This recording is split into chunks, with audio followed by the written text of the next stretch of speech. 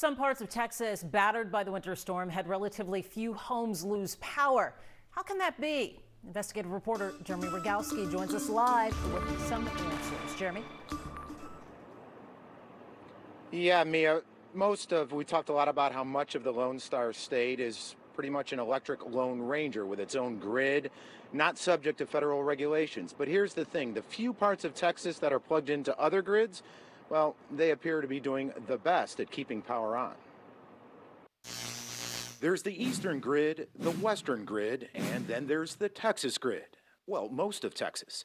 This is the coverage map for ERCOT, the Electric Reliability Council of Texas. And this is the latest map of power outages in the state. The orange and red counties have the most. Those in blue have the least. And when you overlap the two, it's clear. Many counties not on the ERCOT grid, like El Paso, have weathered the storm the best. We had about 3,000 people that were out during this period. 1,000 of them had outages that were less than 5 minutes. That's it? That's it.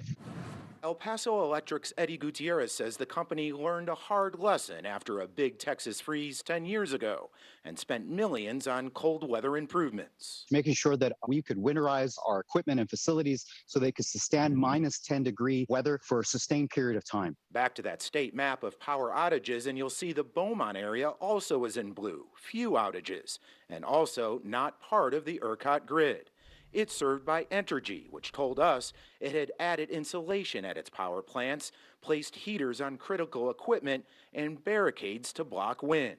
But weatherization standards are voluntary in Texas, and state regulators concede they're focused more on hot weather and hurricanes, not the bitter cold. There was probably a need to take a look at what those standards are and see if they need to be adjusted.